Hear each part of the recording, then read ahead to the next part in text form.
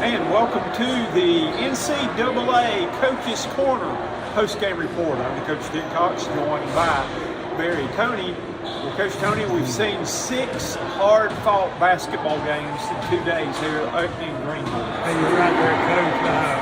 With the exception of a couple, I'm something like 4 and 5 point differential. On our first day here, we saw a barn burner where the Horned Frogs from TCU was able to hit a shot with 4 seconds to go to knock off the Ohio State Buckeyes. And we almost saw a 1 versus 16 upset as the Duke Blue Devils had to come from 13 down in the second half to beat Siena.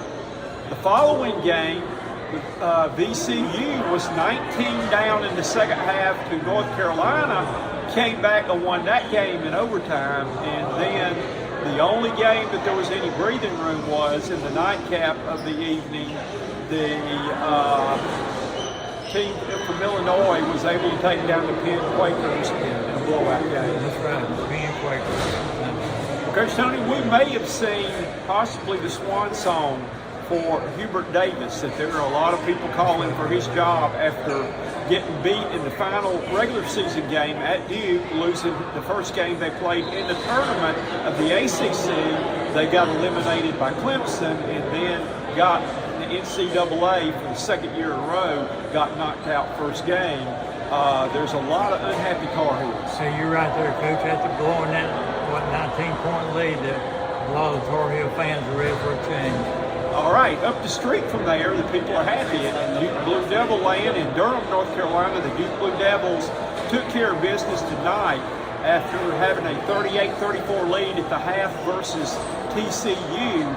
TCU came out and scored the first 6 points. That Duke went scoreless for 4 minutes, and then the Blue Devils came to life, led by Cameron Boozer, who only had 2 points and had only taken 2 shots in the first half. He scored 17 in the second half to pace the Duke Blue Devils as they put 4 players in double figures. Yeah, that's right, we're coaching. Cameron Boozer, he virtuoso. He took charge in that second half of Duke. After only putting 2 points first half, he ended up with 17, 19 points. Isaiah Evans, I think, had 16 points, 14 for Dane Sarr, and 12 for Malik Brown.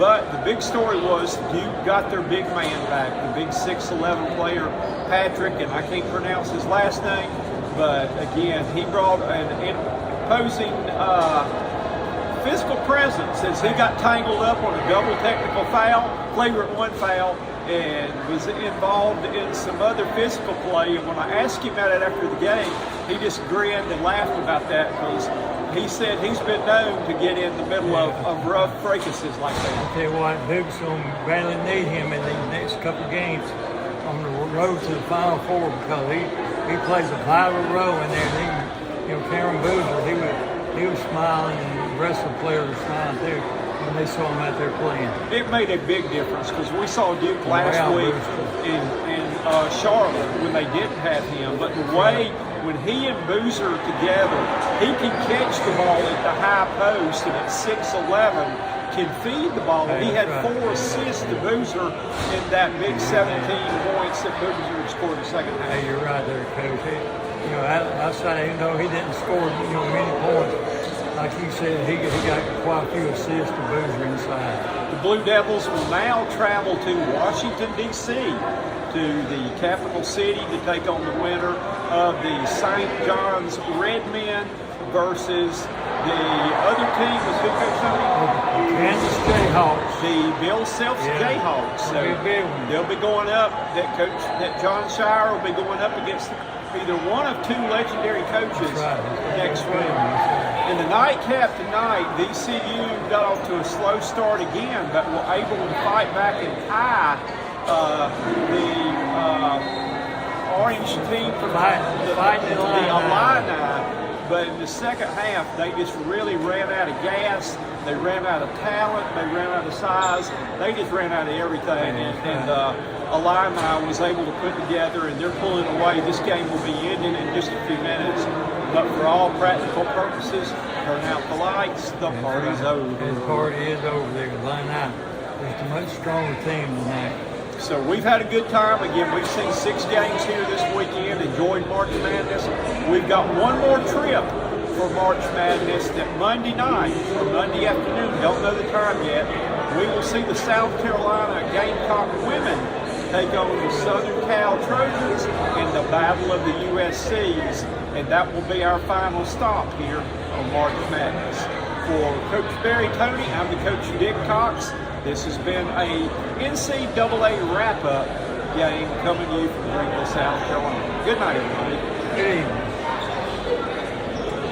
You only took one shot in the first half. I know you got fouled a little bit. Do you ever feel like, does John ever say to you, you're not being selfish enough? In the second half, felt like you took it to the hole a little more. I mean, he never says that. I mean, we just got to keep making the right play, trusting the pass. But the main focus is the defense. You know, they're obviously a great team. They're going to make some good shots. They got great players that can make some big time shots. But we got to get back to that Duke defense. That's the main thing we were talking about at halftime. Obviously, I found ways to be more aggressive, but the main focus is getting stops, and we did that in the second half. And they're a really physical team. It looked like a couple times you were upset that fouls weren't called. How'd you feel about playing against guys who were banging on you that much? Yeah, they're definitely a physical team, but we're a physical team too. You're not going to get every call, but I definitely feel like we should have got a couple we didn't. But that's not what we're focusing on. We're focusing on what we can control, and that's getting stops, making the right play, trusting the pass, and good things will happen for sure. Can you talk about how when Pat's in the game, when he gets hit the high post, how well y'all work together, that he seems to be able to get the ball to you inside when you're posted up down low? Yeah, I mean, his feels elite. You know, as a big man, the way he can pass, drive, has a great touch. You know, it's amazing, you know, so it opens everything up for sure. Kim, there's been so many great players that have come through this program that haven't. Looking at halftime, it looks like you had only taken maybe 2 shots in the first half, and Cam had only taken 2. Was that a part of the second half, was maybe to get him or you a little bit more involved in the offense? I think the biggest thing was just not letting them dictate how we played. So for me, it was being aggressive, picking and choosing when I was attacking and when I was slowing it down. And for Cam, just getting him the ball. You know, he's our best player for a reason, and when he has it going, it makes it easier for everyone else. So that was just the big thing for both of us. Both being aggressive and both fighting for the rim. You did a great job of running the offense. And how did it feel today to have 4 guys in double figures? It seemed like having Pat back maybe opened up some other players to be able to score more now. Yeah, I mean, we have a team that anyone can go off. I think Dom had 14, Slim had 15, Slim had 17. I mean, Malik had 12. So we have a team that anyone can go off on any given night, and we understand that when we're just making simple plays, we're a really good team. And obviously having Pat back makes that a lot easier because we play through him a lot, and he's such a good passer and just such a threat to other teams. So we understand it just opens up for everyone. How did it feel? You've had so many close games in a row in the second half to get a little breathing room and not have it go down to the last couple of possessions to a game or so. Yeah, I mean, obviously you want to be able to create separation in any game, but whether it's a close game or not, we've been prepared for these moments all year. We've had close games, we've had blowouts, so we understand that at the end of the day, whatever the situation is, we'll be able to figure out and just find a way to win the game. Good luck to you. To squeeze out a game like that against Siena and then make a statement like they did tonight. Yeah, I mean, I feel like we did a good job of flushing that and coming today more ready and more prepared. So. Was there any play tonight that you kind of was a realization of, okay, this is what it feels like to be back on the court for the first time in about 3 weeks? Yeah, I mean, I'd probably say not scoring, I would say. Yeah, I'd probably say that. How did it feel getting back in there and just getting the mix in with the physicality again and the contact of the game of playing? I mean, it felt good. I mean, just I mean, cause like I hate sitting on the side, so I mean, it just felt good, like just being out there. So I mean, the physicality of the game is going to come with it. But, yeah. Can I comment on when you got tangled there late and fell down? Did you I don't know, did you feel worried at all that you could have hurt yourself? No, I wasn't worried at all. All right, good. Yeah, Yeah, I mean, you're always the one that seems to get involved in these plays. I mean, do you feel like that? I don't know. It seeks you out. But I mean, it just happens like that, I guess. All right. You talked about it seems like you and Cam got good chemistry when you get the ball to high post. You were able to see him to get it down low throw, but just how y'all work together in the paint there. Yeah, I mean, like when he's posting up, I mean, I feel like, you know, I mean, I trust him. Like when I'm making that pass, so I mean, I'm gonna make it more times than not. So.